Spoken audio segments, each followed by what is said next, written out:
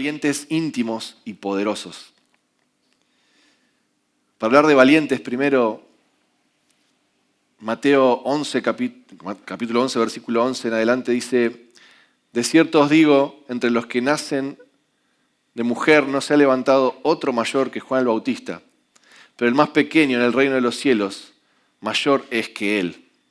Desde los días de Juan el Bautista hasta ahora el reino de los cielos sufre violencia y los violentos la arrebatan. Tenemos que entender que lo que está diciendo Jesús acá acerca de Juan el Bautista, que lo está poniendo en una posición mucho más alta incluso que los profetas del Antiguo Testamento, lo que tenemos que entender es que si bien Juan el Bautista vivió en los días de Jesús, Juan el Bautista todavía estaba viviendo el final del Antiguo Testamento. Jesús aún no había muerto ni había resucitado, mucho menos. Y todo lo que Juan el Bautista hizo es aún parado en el Antiguo Pacto. Vivió en los días de Jesús, pero todo lo que él hizo durante su vida fue durante el Antiguo, durante el Viejo Pacto. Juan el Bautista no llegó a vivir el Nuevo Pacto, de hecho. Y dice Jesús acá, lo pone como el mayor de todos los profetas, porque imagínense, aún viviendo en el Viejo Pacto, fue capaz de predicar el Evangelio. El Evangelio aún no había llegado, porque Cristo mismo es el Evangelio. El reino de Dios no se había acercado aún a la tierra y Juan ya estaba predicando acerca de lo que habría de acontecer. Y es aún mayor que las profecías de Isaías, por ejemplo. Él estaba preparando el camino de la venida del Señor. Era consciente del que venía inminentemente y preparó el camino. Es el mayor de los profetas. Jesús lo pone en ese nivel. Tenemos que entender que Juan, de alguna manera, está haciendo como la unión entre el antiguo y el nuevo pacto. Es como si Juan fuera el puente entre el antiguo y el nuevo pacto. Pero aún así, aunque Jesús lo pone en ese nivel, mayor incluso que todos los profetas, dice que aún el más pequeño en el reino de los cielos es mayor que él. Yo quisiera ser en sí un poquito de valiente como Juan, y aún así Dios dice que aún el más pequeño en el reino de los cielos es mayor que Juan. Porque lo que Jesús hizo en la cruz dio esa posibilidad. Porque también tenemos que entender que lo que acá denomina como reino no se refiere solamente al reino de los cielos, donde habita el Señor. A partir del momento en que Jesús vino a la tierra, murió y resucitó, trajo el reino a la tierra. Él trajo consigo el reino de los cielos. Y nos dio acceso a todos nosotros a ese mismo reino. Recuerden que antes la salvación era solamente para los judíos.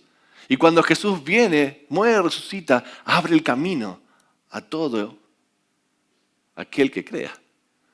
Por eso decimos que el Evangelio es universal, es para todos, es para todo el que cree. Y Jesús abre esa posibilidad. O sea que el reino de los cielos no queda solamente en aquel momento en el que vayamos a la eternidad con Jesús, sino que Jesús trae ese reino mismo a la tierra.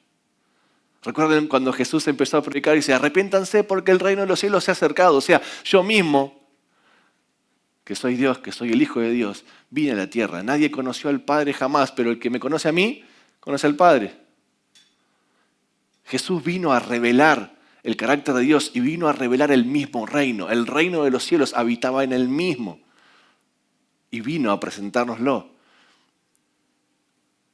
Y cuando tenemos acceso por la sangre de Jesús, cuando tenemos entrada al reino, dice que estamos sentados juntamente con Cristo en lugares celestiales. O sea, vivimos temporalmente en la tierra, pero lo que la palabra nos enseña es que estamos sentados juntamente con Cristo en lugares celestiales. Somos habitantes del reino de los cielos que vivimos en la tierra, pero somos habitantes del reino de los cielos. ¿A qué voy con esto? Aún el más pequeño en el reino de los cielos es mayor que Juan. Lo que está diciendo Jesús es que vos y yo también, como parte de ese reino, tenemos la potencialidad de ser aún mayores que Juan. Eso está diciendo Jesús. Aún el más pequeño en el reino de los cielos. ¿Por qué? ¿Porque somos nosotros más valientes que Juan? No, la verdad que no creo que yo sea más valiente que Juan. Pero ¿sabes cuál es la diferencia? Hoy estuvimos cantando acerca de eso. El Espíritu de Dios vive en nosotros. El Espíritu de Dios fue enviado para vivir en nosotros. El reino de los cielos habita en nosotros por medio del Espíritu Santo. Y es el que nos capacita para poder hacer las obras que Cristo hizo aún mayores. Es el que le permitió a los discípulos, a los apóstoles de la primera iglesia hacer todos los milagros que hicieron. Y de ahí hasta ahora. Así que dice que el más pequeño en el reino de los cielos, mayor es que este Juan. Y después dice, desde los días de Juan el Bautista hasta ahora, el reino de los cielos sufre violencia y los violentos la arrebatan. Y quiero pararme ahí. Hay en una versión, en la versión de Passion lo dice así, miren, dice, ese versículo, desde el momento en que Juan entró en escena hasta ahora, el reino de los cielos está en plena ebullición, dice. Y personas apasionadas se han apoderado de su poder. Así lo dice Passion, está interesante. Y yo lo escribiría así. Esta es mi versión. Yo ese versículo lo escribiría así. Desde que el Evangelio es anunciado, todos se esfuerzan para entrar en el reino de los cielos, pero los valientes se apoderan de él. Desde que el Evangelio empezó a ser anunciado, desde los días de Juan el Bautista en adelante, el reino de los cielos está en ebullición, o todos quieren entrar en él. Todos se esfuerzan por entrar en él. Pero son esos valientes guerreros de Dios que toman posesión de ese reino y lo traen a este plano y lo traen a la tierra. Son los valientes, esos violentos. La palabra esa que usa en el griego es también vista como valientes. Son esos valientes. Son los valientes de Dios que toman posesión de ese reino, que se apoderan de ese reino y lo traen a este plano. En definitiva, son esos valientes que deciden creer en lo que Jesús hizo y dijo, en la autoridad que Él nos delegó, y tomar eso y traerlo a la tierra constantemente. Son esos valientes de Dios. Es como rebeldía de lo que se opone al diseño original de Dios. Me gusta porque vieron que la violencia, dicen, ¿cómo los violentos? ¿Qué es esto? La violencia del reino, ¿no? La violencia está mal. Pero los violentos, los valientes del reino de Dios son aquellos que se oponen, que se rebelan ante todo aquello que es en contra del diseño original de Dios, del diseño original del Padre, del plan original de Dios. Nos rebelamos contra todo aquello que vaya en contra de ese plan original de Dios. Esa es la valentía en el reino de los cielos. Esos son los valientes, esos son los violentos que se apoderan de ese reino que nos fue heredado y lo traen a este plano. Porque lo maravilloso del Evangelio, como decíamos el otro día, es que la salvación es solo el comienzo. Lo que Jesús hizo en la cruz es mucho más que solamente salvación. Jesús nos dejó una herencia súper abundante de gracia que es poder. ¿Saben qué? Sin esa gracia no podríamos vivir el Evangelio. Sin esa gracia no podríamos alcanzar la salvación. Por eso también dice que el reino de Dios sufre violencia y todos tratan de ingresar y hacer las cosas más o menos bien y encima pelearse con, no, aquellos no entraban antes y ahora ¿por qué entran? Imagínense en esa época, cuando Jesús dice esto, que estaban los fariseos ahí. Imagínense el escándalo. El escándalo que ahora dice, ¿saben qué? Ahora todos esos que antes eran enemigos de Dios, ahora son amigos. Ahora pueden entrar. Si creen en mí, ahora pueden entrar. Imagínense todos esos que estaban descartados y que los maestros y fariseos de la ley, por supuesto, los descartaban, ahora de repente son amigos de Dios. Jesús se paseaba con ellos. Imagínense el escándalo en ese momento.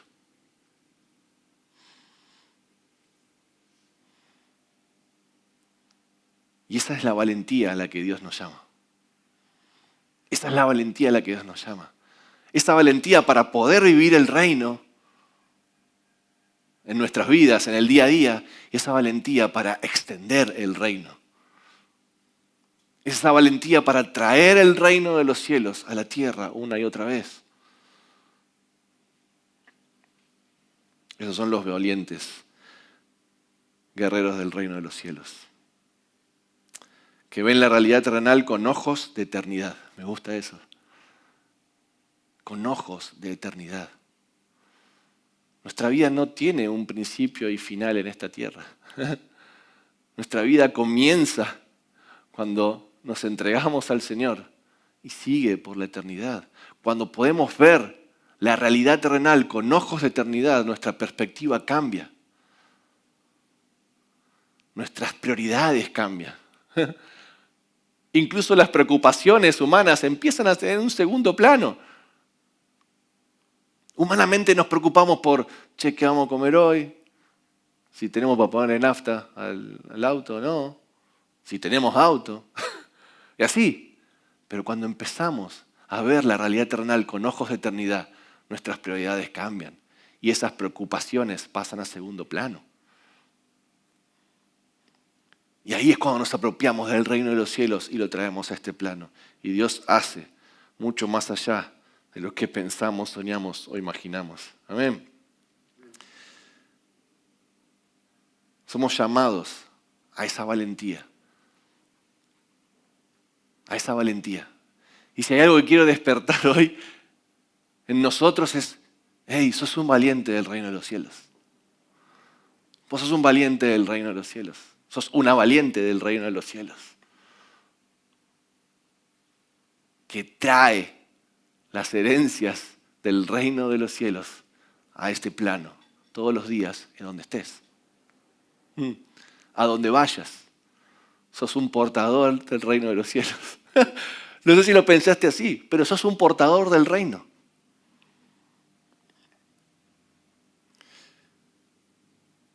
Me gusta que en Hechos 17:6 dice, es más largo el versículo, pero dice, esos locos que trastornan al mundo han venido aquí. Somos esos locos que trastornan al mundo. El evangelio es locura para el mundo. Y ese es nuestro llamado, a ser esos valientes que trastornan al mundo con el evangelio. Que lo trastornan para salvación, para redención, para transformación. Para, por supuesto, todo aquel que crea. Para los demás vamos a ser unos trastornados. Para los demás va a ser algo complicado. Pero somos llamados a tener esa valentía y a traer el reino de los cielos a cada lugar donde estemos. Y es así como podemos tomar decisiones basadas en convicciones valientes en Dios, firmes en sus promesas y en sus palabras. Porque entonces ahora mis decisiones no están basadas en mis necesidades, sino están basadas en saber quién soy, a dónde pertenezco, cuál es mi propósito, cuál es mi propósito y a qué fui llamado. Así que, acuérdate, sos un valiente, sos una valiente del reino de los cielos. Íntimos. Siempre decimos que hay que conocer la palabra desde el autor. Muchas veces podemos tener conocimiento de la palabra escrita, podemos tener estudios y teológicos y saber hacer exégesis y hermenéutica y todo eso está buenísimo, me encanta. Y podemos inclusive buscar en el griego o en el diccionario Strong o el comentario de Matthew Henry o lo que sea. Me encanta, está buenísimo. Lo uso un montón. Y doy gracias a Dios por todo eso. Pero, ¿saben qué? Necesitamos conocer al autor detrás de la palabra. Recién oraba y decía, amamos la Biblia. Gracias, Señor, porque existe. Pero yo mucho más amo al autor detrás de la Biblia.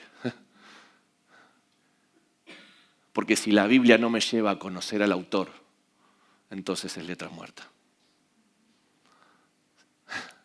Si la palabra escrita no me lleva a conocer al autor que dio su vida por mí, entonces no sirve para nada.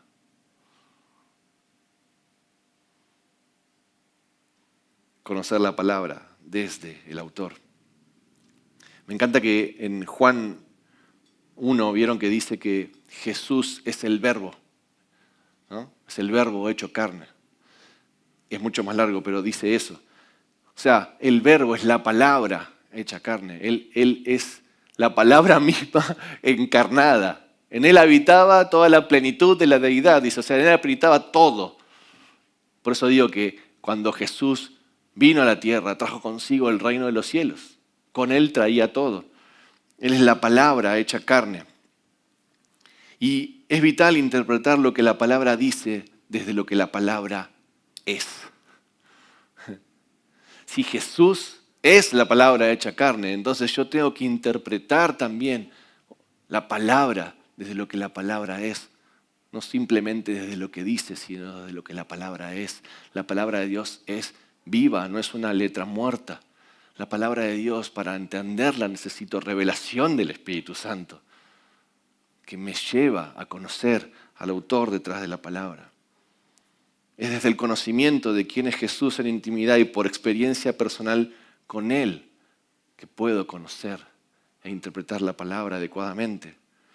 Miren, los fariseos eran perfectos maestros de la ley. Lo sabían al detalle. Ellos conocían la palabra. Conocían, por lo menos lo que tenían hasta ese momento, ¿no es cierto? La conocían a la perfección, eran maestros. Pero cuando vino Jesús, no lo reconocieron. Ellos conocían las profecías de Isaías, que hablaba sobre aquel que iba a venir, sobre el Cordero que iba a ser. Y vino Jesús y no lo reconocieron, porque conocían la palabra, pero no conocían al autor detrás de la palabra. Tanto así que cuando vino y se hizo presente, no lo reconocieron. Incluso lo mataron por considerar que lo que enseñaba era contrario a la palabra. Y parece un sinsentido porque no puede ser contrario a la palabra aquel que la palabra misma es. Sin embargo, eso dice Juan, que él era la palabra misma hecha carne. Sin embargo, lo mataron por considerar que lo que enseñaba era contrario a lo que la palabra enseñaba. Y él mismo era la palabra hecha carne. Y cuán tremendo es cuando inclusive nos acercamos a Dios desde un conocimiento simplemente intelectual o simplemente desde una necesidad y no por quién es Él, por buscarlo en intimidad, por conocer quién es Él. Lucas 7:28 dice, en adelante dice, les digo que entre los nacidos de mujeres no hay mayor profeta que Juan el Bautista, pero el más pequeño del reino de Dios es mayor que él. Y todo el pueblo y los publicanos, cuando lo oyeron, justificaron a Dios bautizándose con el bautismo de Juan. Y en el 30 dice esto. Lucas está contando lo mismo que contó Mateo antes que leímos. Pero en el 30 dice esto que en Mateo no está. Pero los fariseos y los intérpretes de la ley desecharon los designios de Dios respecto de sí mismo, no siendo bautizados por Juan. Ellos lo rechazaron completamente. Conocían la palabra, conocían lo que había de venir, pero cuando Él se hizo presente, lo desecharon, no lo reconocieron. Y creo que ese peligro está presente y latente hoy, en cualquiera de nosotros. Porque nos es fácil de repente juzgar la historia, ¿no es cierto? Nos es fácil juzgar la historia y decir, qué malos que eran los fariseos. O lo mismo cuando los discípulos se mandaban algunos y dicen, estos discípulos, qué cabeza dura que eran. Y yo no creo que hubiera sido diferente que ellos. Y hoy día puede muchas veces que nos pase parecido. Ese peligro sigue estando latente. Que estemos tan cómodos con lo que ya sabemos de Dios, que no haya más espacio para descubrir nuevas dimensiones y facetas de su amor. Que estemos tan acomodados con lo que ya hemos aprendido, con lo que ya nos enseñaron, con lo que ya sé, que no haya más espacio para una nueva dimensión de quién es Él. Me cuesta inclusive conmigo mismo. Iba a decir cuando alguien me dice, pero me cuesta conmigo mismo. Cuando me encuentro conmigo mismo, diciendo, sí, ya sé tal cosa. Y es como si me pudiera cachetear, me cachetearía. Bueno, a veces lo hago, no físicamente, ¿no? Le digo, ¿cómo puede ser a veces que tengamos ese espíritu tan altivo, tan soberbio, de creer que podemos conocer al Dios de la creación y del universo y ponerle en una cajita donde están todos nuestros conocimientos de Dios? Y que no tengamos la humildad de acercarnos delante de Él para entender una nueva profundidad de quién es Él. ¿Cómo puede ser que, no sé, yo hoy tengo 42, no sé, cada uno sabe su edad, que en mis 42 años pueda considerar que ya sé todo del Dios Altísimo, que ya conozco todo? Y está buenísimo, he pasado mucho tiempo estudiando la palabra, pero ¿saben qué? Cada vez que leo algo nuevo, inclusive que leo algo que ya leí, descubro algo nuevo. Y detrás de eso que descubro, vuelvo otra vez a ver ese Dios de amor y de misericordia, revelándose una y otra vez. Ese Dios de amor, de misericordia y de gracia, revelándose una y otra vez.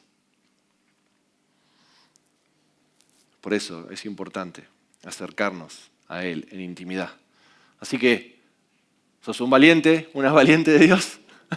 ¿Amén? Y tenés acceso a intimidad con Él. Sos un valiente, una valiente de Dios, y tenés acceso a intimidad con Él para descubrir una y otra vez una nueva profundidad de su presencia, una nueva profundidad de su amor, de su persona, de lo que Él quiere hacer, de su gracia, de sus propósitos, de sus planes.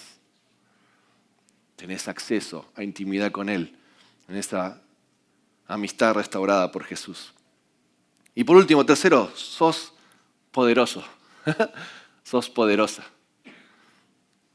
en Él. Mira lo que dice 1 de Pedro capítulo 2, dice, desechando entonces toda malicia, todo engaño, hipocresía, envidias. No le suena nada de todo esto, ¿no? Y todas las detracciones, deseen como niños recién nacidos la leche espiritual, no adulterada, para que por ella crezcan para salvación, si es que han gustado de la benignidad del Señor. Y dice en el versículo 4, acérquense a Él, piedra viva. Él es Jesús, que es la piedra viva, desechada ciertamente por los hombres, la piedra viva, desechada por los hombres, pero por Dios escogida y preciosa. Ustedes también, como piedras vivas, sean edificados como casa espiritual y sacerdocio santo, para ofrecer sacrificios espirituales aceptables a Dios por medio de Jesucristo, por lo cual también contiene la Escritura, he aquí, pongo en Sión la piedra principal del ángulo, escogida y preciosa, y el que creyere en Él no será avergonzado. Acá Pedro está citando un pasaje de Isaías, que está en el capítulo 28, versículo 16. Jesús es la piedra viva, Él es la piedra del ángulo. Y me gustaría leerles esto que lo busqué para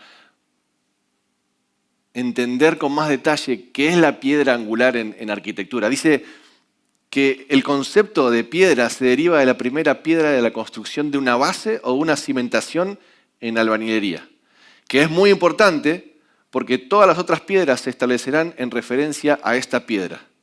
Es lo que determina la posición de toda la estructura. Esa es la piedra angular.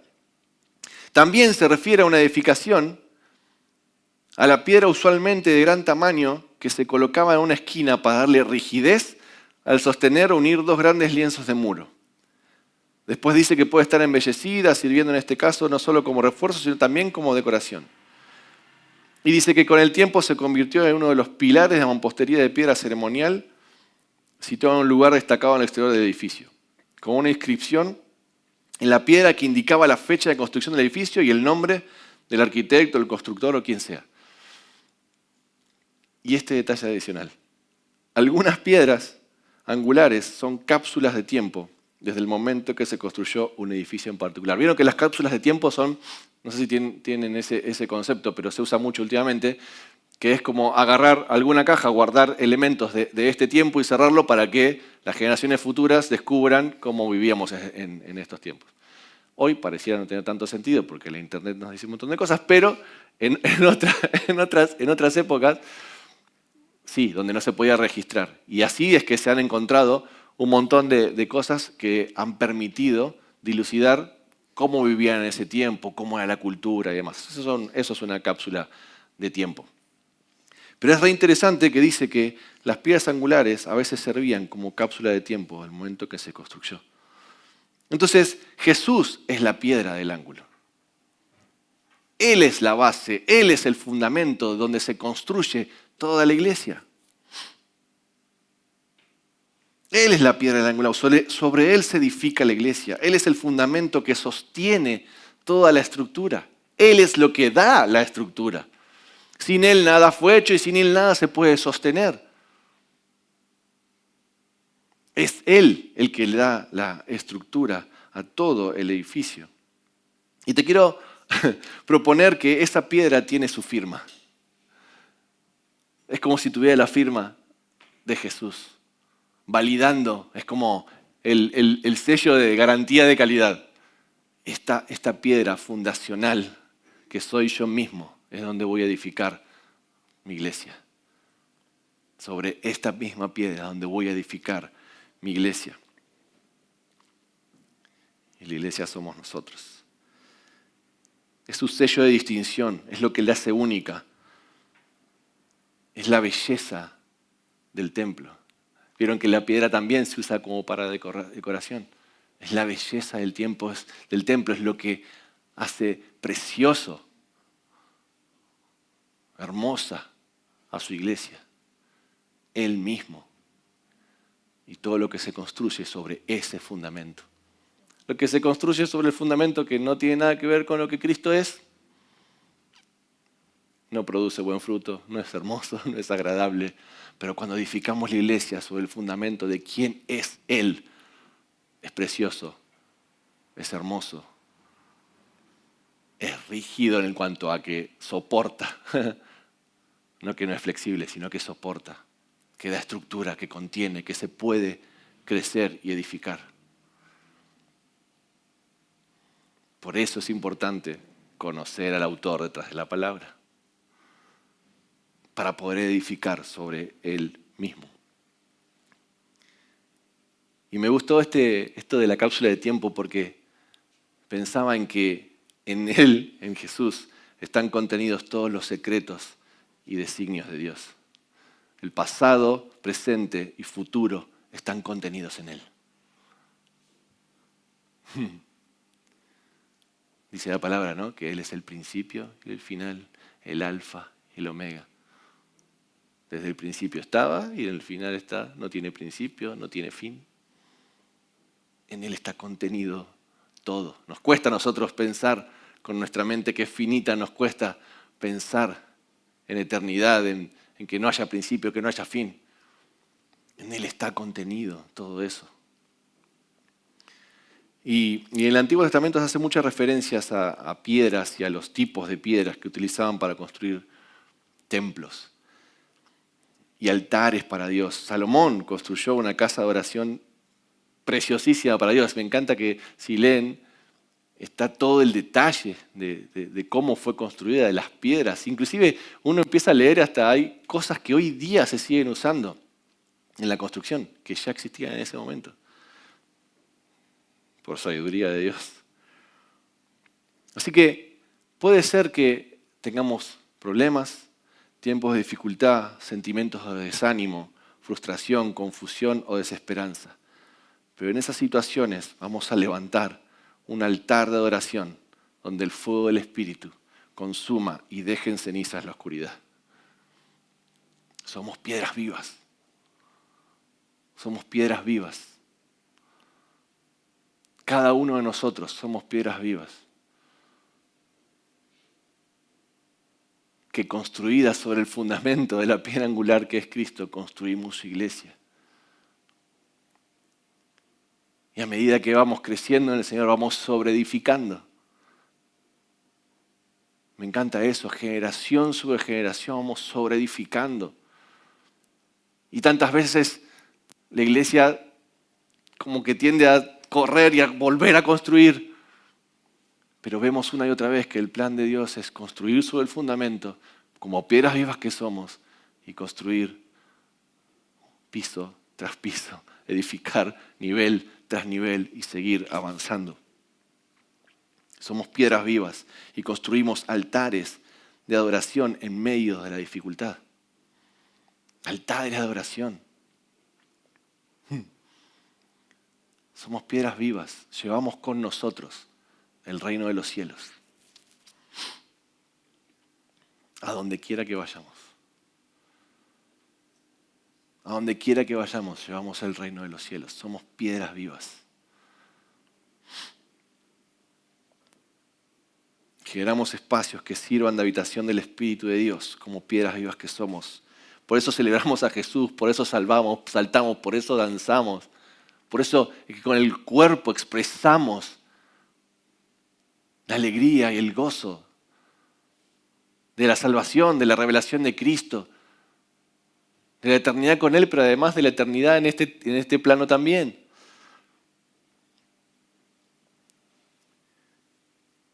La alabanza tiene poder.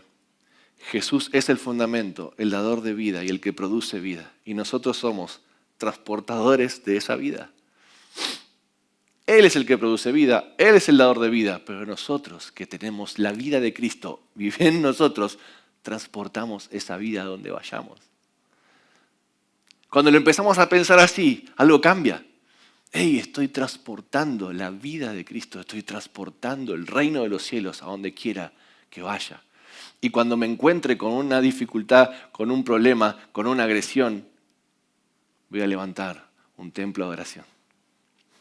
Un altar de adoración.